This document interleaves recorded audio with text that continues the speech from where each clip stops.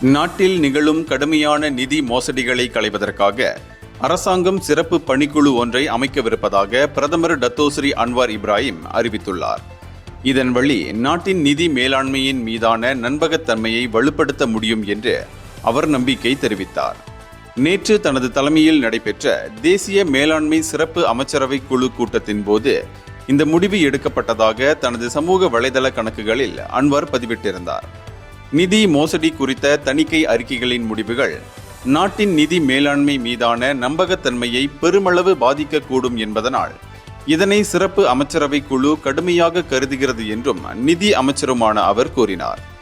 தேசிய தணிக்கை இலாக்காவின் செயல்பாட்டினை வலுப்படுத்தும் வகையில் 1957ஆம் ஆண்டு தணிக்கை சட்டத்தில் கொண்டுவரப்படும் திருத்தங்களை தொடர்ந்து நிதி மோசடிகளை களைவதற்காக சிறப்பு பணிக்குழுவை அமைப்பதற்கு அமைச்சரவை குழு ஒப்புதல் வழங்கியுள்ளது என பிரதமர் தெரிவித்தார்.